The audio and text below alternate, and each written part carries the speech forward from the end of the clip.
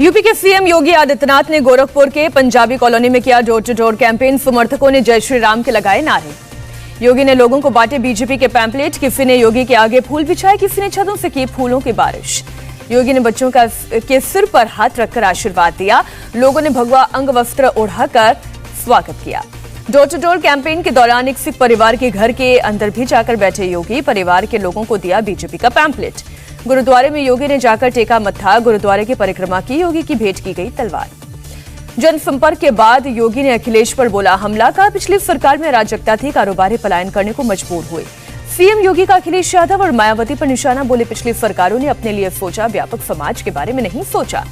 CM योगी ने कहा BJP सरकार में यूपी की छवि बदली। यूपी में सुरक्षा का माहौल मिला। विकास के लिए बीजेपी सरकार जरूरी। सीएम योगी ने कहा यूपी में पलायन पर रोक लगी है। राज्य में अब बहन और बेटी सुरक्षित हैं। डोर टू डोर कैंपेन से पहले योगी पहुंचे मोहद्दीपुर के गोपाल मंदिर। भगवान का लिया आशीर्वाद। गाजियाबाद के लोनी में होने वाली ओवैसी की रैली पर सस्पेंस। सूत्रों के मुताबिक ओवैसी के हेलीकॉप्टर को उतरने की नहीं मिली है इजाजत। यूपी के छठे चरण के चुनाव के लिए बीएसपी ने जारी की उम्मीदवारों की लिस्ट। 54 सीटों पर प्रत्याशियों के नाम पर मुहर। आरएलडी चीफ जयंत चौधरी ने बागपत सीट से अहमद हमीद का टिकट देने और वापस लेने की खबर को खारिज किया। फर्जी पोस्ट बनाकर वायरल करने का आरोप लगाया। यूपी के खेल मंत्री उपेंद्र तिवारी ने बलिया में नामांकन के लिए लगाई रेफ। देरी होने के कारण दौड़कर पर्चा भरने पहुंचे। बीजेपी ने फिफना सीट से उपेंद्र तिवारी को दिया है टिकट। कहा लोगों के जगह जगह स्वागत करने के कारण पहुंचने में हुई देरी। पंजाब के लिए कांग्रेस के स्टार प्रचारकों की लिस्ट में अपना नाम नहीं होने से मनीष तिवारी हैरान नहीं। कहा नाम शामिल होता तो अचंभा होता। वजह है पूरे पंजाब और देश को पता है। कांग्रेस वाला कमान पर भड़के मनीष तिवारी। कहा लोगों को पंजाब की वास्तविकता का पता नहीं। पंजाब में हिंदू सिख का मुद्दा नहीं। तिवारी बोले अगर पंजाब में हिंदू सिख मुद्दा होता तो मैं आनंदपुर साहिब का सांसद नहीं होता। सुनील जाखड़ को रोकने के लिए मठाधीशों ने किया सोच का इस्तेमाल। तेजस्वी यादव को आरजेडी का अध्यक्ष बनाए जाने की खबरों पर भड़के लालू यादव। कहा खबरें फैलाने वाले लोग मूर्ख। 5.9 की तीव्रता के भूकंप से हिला जम्मू कश्मीर। जम्मू में भी महसूस किए गए झटके। जान माल के नुकसान की फिलहाल खबर नहीं। श्रीनगर से पुंछ तक दिखा भूकंप का असर। घरों से लेकर होटल की छतों पर लगे हुए पंखे और झूमर हिलने लगे। दिल्ली एनसीआर में भी भूकंप के झटके महसूस किए गए। नोएडा में घर के पंखे हिलते हुए नजर आए। किसी तरह के नुकसान की कोई खबर नहीं। श्रीनगर के जाकुरा इलाके में एनकाउंटर। सुरक्षा बलों ने लश्कर से जुड़े हुए रेजिस्टेंस फोर्स के 2 आतंकियों को किया ढेर। मारे गए आतंकियों में एक अनंतनाग के कांस्टेबल अली मोहम्मद गनी की हत्या में था शामिल। 29 जनवरी को किया था मर्डर। 1993 मुंबई बम ब्लास्ट में बड़ी कामयाबी। 29 साल बाद यूएई में गिरफ्तार हुआ मोस्ट वांटेड आतंकी अब्दुल गफ्फार शेख उर्फ अबू बकर। लद्दाख में पेंगोंग झील के पास चीन के पुल बनाने पर सरकार की लोकसभा में सफाई। 1962 से अवैध कब्जे वाले इलाके में ब्रिज बना रहा है पुल। जेएनयू के वाइस चांसलर जगदीश कुमार को नई जिम्मेदारी। सरकार ने यूजीसी का चेयरमैन बनाया। 5 साल के लिए नियुक्ति। हैदराबाद में पीएम मोदी आज शाम 5 बजे राष्ट्र को समर्पित करेंगे स्टैच्यू ऑफ इक्वालिटी। 11वीं सदी के संत रामानुजाचार्य की याद में बनाई गई है मूर्ति। संत रामानुजाचार्य की 1000वीं जयंती पर बनी है 216 फीट ऊंची प्रतिमा। 5 धातुओं सोना, चांदी, तांबा, पीतल और जफ्ता से हुआ है निर्माण।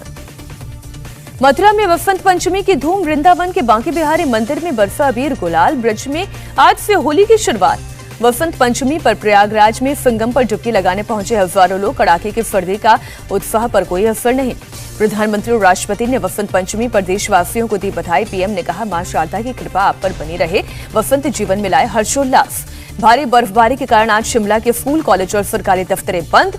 2 दिन से बर्फबारी के कारण शहर की सभी प्रमुख सड़कें हो गई हैं ब्लॉक। शिमला में 2 दिन के दौरान गिरी है करीब 3 फीट बर्फ। कुफरी, नारकंडा समेत कई अहम रास्ते बंद। हिमाचल प्रदेश के धर्मशाला में भी बर्फबारी जारी। घरों से लेकर गाड़ियां बर्फ की मोटी चादर में दबी। दिल्ली में 2 दिन की राहत के बाद फिर छाया कोहरा। सुबह विजिबिलिटी 50 मीटर से भी कम। कोहरे की चादर में छिपा अक्षरधाम मंदिर। पहाड़ों पर बर्फबारी के कारण तापमान में और गिरावट की संभावना। दिल्ली एयरपोर्ट पर विजिबिलिटी बहुत कम। देश में कोरोना के मामलों में कमी आना जारी। एक दिन में सामने आए 1,27,000 नए मामले। 1059 लोगों की गई जान। दिल्ली में अकेले कार चलाने पर मास्क पहनना जरूरी नहीं। अब नहीं लगेगा जुर्माना। डीजीएमए ने जारी किया आदेश। बिहार में ज़ाइकोव-डी की निडल लेस वैक्सीन लगनी शुरू। 56 दिन के अंदर लगेगी 3 डोज। नोएडा में मोबाइल लूटने वाले गिरोह का भंडाफोड़, पुलिस ने गैंग के 6 लोगों को गिरफ्तार किया। बदमाशों के पास से कुल 105 मोबाइल बरामद किए गए। मुंबई के साकिनाका इलाके में फैक्ट्री में लगी आग, दमकल की 4 गाड़ियों ने पाया काबू, जानमाल के नुकसान की खबर नहीं। कर्नाटक के मांड्या में सड़क निर्माण में करप्शन का पर्दाफाश, सड़क निर्माण के बाद गांव वालों ने एक हिस्सा हाथों से उखाड़ दिया। तमिलनाडु में स्थानीय चुनाव में उतरी एमबीए की छात्रा प्रियंका शिवगंगा के वार्ड नंबर 20 से नामांकन दाखिल किया। युवाओं से राजनीति में आने की अपील की।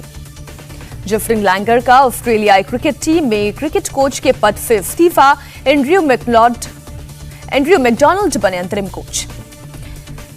ऑस्ट्रेलिया टीम के कई खिलाड़ी लैंगर की कोचिंग की स्टाइल से नाराज थे। पूर्व कप्तान पॉन्टिंग ने कप्तान कमिंस के लैंगर का समर्थन न करने पर जताई निराशा। अंडर 19 विश्व कप का फाइनल आज भारत और इंग्लैंड के बीच होगा महामुकाबला। शाम 6:30 बजे शुरू होगा मैच। 5वीं बार चैंपियन बनने के इरादे से उतरेगा भारत। अब तक सबसे अधिक 4 बार भारत और 1 बार इंग्लैंड बना है विश्व कप चैंपियन।